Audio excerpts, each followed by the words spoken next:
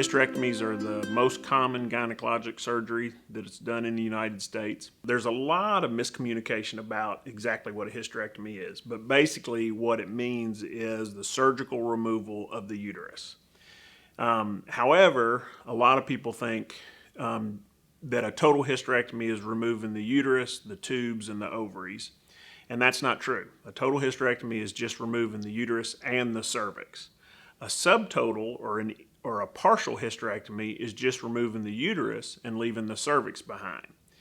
The proper terminology for removing the tubes and the ovaries as well is a total hysterectomy with a bilateral salpingo-oophorectomy. That's a big fancy word for removing the tubes and the ovaries.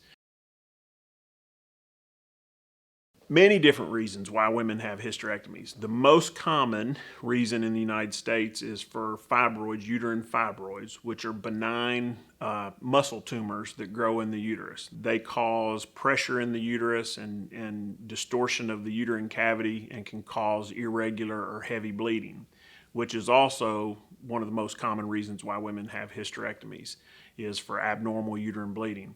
Other reasons for hysterectomies can be pelvic organ prolapse, where the uterus has actually started to prolapse or protrude out through the vagina.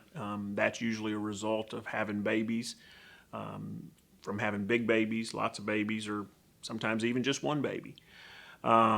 So as the uterus prolapses down, it can create pressure and be very uncomfortable and symptoms, and therefore a lot of times we'll do hysterectomies for that reason.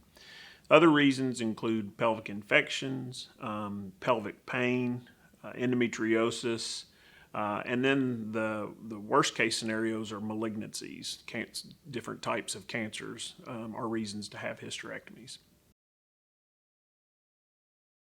A lot of times people will come in and will even say, I want a hysterectomy, or I'm having bleeding, is hysterectomy the only choice that I have? And that's not the case. There's several other things, and the important thing is to have a good dialogue with your physician.